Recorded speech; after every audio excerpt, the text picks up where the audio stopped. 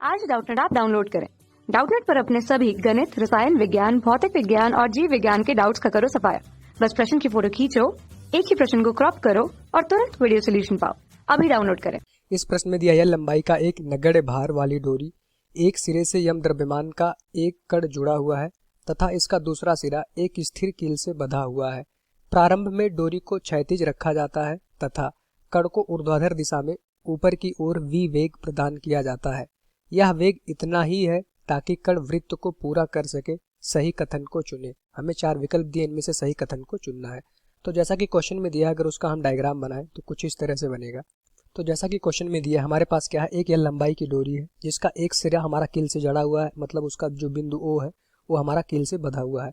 उसके दूसरे सिरे पे एक द्रव्यमान लटकाया गया है जिसका द्रव्यमान क्वेश्चन में गिवन है यम। ठीक, ऐसा क्वेश्चन में दिया है। अब क्वेश्चन में कहा जा रहा है कि प्रारंभ में इस जो हमारे पास डोरी है उसको क्षैतिज रखा जाता है। यहाँ पे क्या लिखा है कि प्रारंभ में डोरी को क्षैतिज रखा जाता है तथा कण को ऊर्ध्वाधर दिशा में ऊपर की ओर v वेग प्रदान किया जाता है। तो अभी अगर यहाँ पे देखेंगे, अगर आप किसी डोरी में द्रव्यमान लटकाते हैं तो यहाँ पे बिंदु A पे लटका रहेगा। इसको विस्थापित करके आप क्षैतिज दिशा में कर दें डोरी को, मतलब डोरी हमारी क्षैतिज दिशा में आ गई। तो क्वेश्चन में कहा जा रहा है प्रारंभ में डोरी हमारी क्षैतिज दिशा में है, उस पर एक द्रव्यमान बंधा हुआ है। अब यहाँ से इसको v वेग ऊर्ध्वाधर ऊपर की ओर दिया जाता है, v वेग।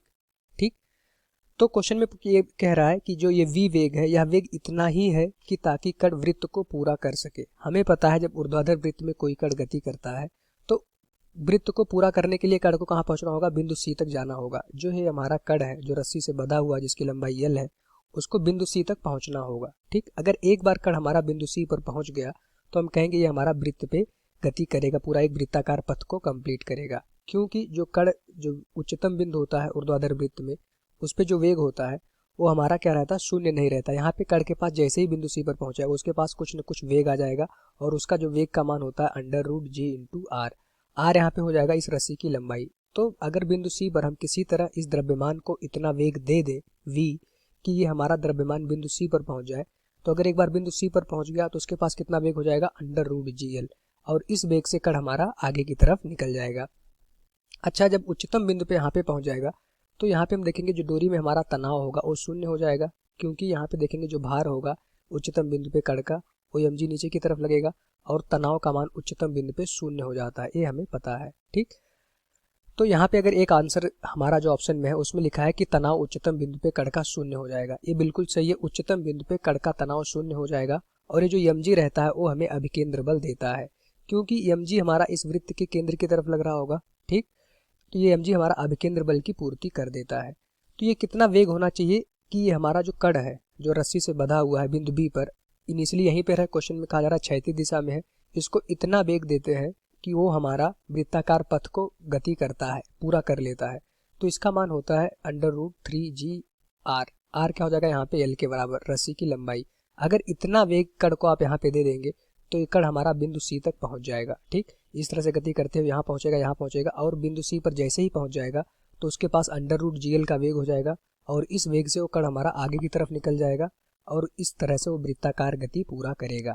ठीक, तो मिनिमम कितना वेग होना चाहिए बिंदु B पर, √3gl के बराबर वेग होना चाहिए, तब जाके वो हमारा बिंदु C पर पहुंच जाएगा और जैसे ही बिंदु C पर पहुंच जाएगा वो वृत्ताकार पूरा पथ को वृत्त पे गति करेगा। ठीक, तो हमारी कंडीशन क्या होगी, जो वेग है √3gl के बराबर होगा। क्वेश्चन में दिया भी है या इतना ही है ताकि कण वृत्त को पूरा कर सके। तो √3gl के बराबर अगर हम वेग दे देंगे तो ये कण हमारा वृत्त को पूरा करेगा। तो यहाँ से अगर हम ऑप्शन देखें अपना, पहला कह रहा है जब कण उच्चतम बिंदु पर पहुंचेगा तो डोरी ढीली पड़ जाएगी, बिल्कुल सही है। यहाँ पे देखेंगे जब कण हमारा उच्चतम बिंदु पर पहुंच जाता है तो उसमें डोरी में तनाव शून्य हो जाता है, और अगर हम कहेंगे तनाव शून्य होगा तो अभिकेंद्र बल कौन दे रहा होगा, mg जो होगा, हम देख पा रहे हैं जो द्रव्यमान है उसका भार होगा वो इस वृत्त के केंद्र की तरफ लग रहा होगा। तो इस उच्चतम बिंदु पे mg हमारा अभिकेंद्र बल की पूर्ति करता है और वस्तु वृत्तीय गति करती है। वृत्तीय गति करने के लिए हमें एक केंद्र की तरफ बल चाहिए जिसको कहते हैं अभिकेंद्र बल। ठीक, तो यहाँ से हमने क्या देखा कि उच्चतम बिंदु पे डोरी हमारी ढीली हो जाती है, उसमें तनाव शून्य हो जाता है, लेकिन ये डोरी हमारा इस पथ को छोड़ती नहीं है। ऐसा नहीं है कि तनाव शून्य हो गया तो डोरी हमारा जो द्रव्यमान हो नीचे की तरफ गिर जाएगा, क्योंकि उसके पास √gl का वेग है। एक क्षण के लिए तनाव शून्य होता होगा लेकिन इस वेग से डोरी हमारी यहाँ उच्चतम बिंदु से आगे बढ़ जाती है और यही कारण है कि कभी वो वृत्ताकार पथ को छोड़ती नहीं है।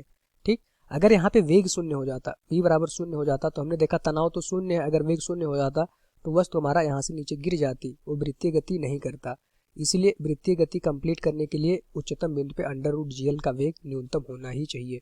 ठीक, तो यहाँ से हमने देखा कि उच्चतम बिंदु पे डोरी हमारी ढीली पड़ जाती है, उच्चतम बिंदु पर कण का वेग शून्य हो जाएगा। बी ऑप्शन कह रहा है उच्चतम बिंदु पे कण का वेग हमारा शून्य हो जाएगा, बिल्कुल गलत है। अगर कण का वेग शून्य हो गया तो वस्तु हमारा यहीं नीचे गिर जाएगी और कभी भी इस वृत्ताकार पथ पे गति नहीं कर पाएगी। ठीक, कण का उच्चतम बिंदु पे कितना वेग होना चाहिए, अंडर रूट GL के बराबर वेग होना चाहिए, तभी वो वृत्ताकार गति कर पाएगा। तो बी ऑप्शन बिल्कुल गलत है। सी ऑप्शन कह रहा है कण की प्रारंभिक गतिज ऊर्जा हाफ mv² बराबर mgl थी, ये बिल्कुल गलत है। अगर देखें मिनिमम कितना वेग होना चाहिए, अंडर रूट 3GL के बराबर अगर हम वेग यहाँ से देंगे v का मान, तभी वो वस्तु हमारा बिंदु C पर पहुंचेगा और बिंदु C पर पहुंचते ही वो वृत्तीय गति पूरा करेगा।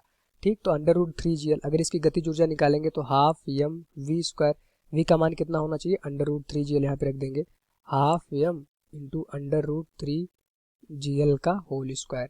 ठीक, अगर इसको पूरा देखें तो इसका मान आ जाएगा हमारे पास 3GL का स्क्वायर करेंगे अंडर रूट, वैल्यू आ जाएगी 3GL, यहाँ पे आ जाएगा डिवाइडेड बाई 2। तो यहाँ से हमने क्या देखा, जो हमारे पास गतिज ऊर्जा आई है हाफ mv² एक के था, उसका मान क्या हो जाएगा 3mgl/2। क्या आया 3mgl/2, लेकिन यहाँ पे क्या लिखा है, सिर्फ mgl है, तो ये हमारा गलत हो गया। ठीक, ऑप्शन डी क्या होगा, कण पुनः प्रारंभिक स्थिति से गुजरेगा, ये हमारा बिल्कुल सही है। जब ये वृत्तीय गति पूरा करेगा तो मतलब अगर बी बिंदु से v वेग दिया गया था अंडर रूट 3GL, तो ये पूरा वृत्तीय गति करते हुए कण हमारा फिर बिंदु बी पर आ जाएगा। ठीक, तभी तो हम कहेंगे पूरा वृत्तीय पथ पर गति किया है, तो बिंदु बी से फिर से गुजरेगा, ये हमारा बिल्कुल सही हो जाएगा। तो यहाँ पे हमने देखा इस क्वेश्चन के दो आंसर सही है। पहला विकल्प जब कण उच्चतम बिंदु पर पहुंचेगा तो डोरी ढीली पड़ जाएगी, और डी विकल्प कण पुनः प्रारंभिक स्थिति से गुजरेगा। हमने कंडीशन क्या लगाई थी कि हमने ये माना है कि कण हमारा इस वृत्ताकार पथ को कंप्लीट कर रहा है, कभी छोड़ नहीं रहा है। ठीक, तभी इतना वेग होगा इस बी बिंदु पे अंडर रूट 3GL के बराबर अगर आप वेग दे देंगे तो ये हमारा क्या करेगा, वृत्ताकार पथ पर गति करेगा, और गति करते हुए अगर वृत्ताकार पथ पे गति करेगा तो एक ऐसा सिचुएशन जरूर आएगा, कण अपनी प्रारंभिक अवस्था से गुजरेगा, मतलब बिंदु बी से गुजरेगा। ठीक, तो यहाँ पे हमारे जो आंसर होंगे ए ऑप्शन और डी ऑप्शन, दोनों आंसर हमारे इस क्वेश्चन के राइट हो जाएंगे। Thank you. कक्षा 6वीं से 12वीं से लेकर नीट, IIT, JEE वो एडवांस के लेवल तक 1 करोड़ से ज्यादा छात्रों का भरोसा।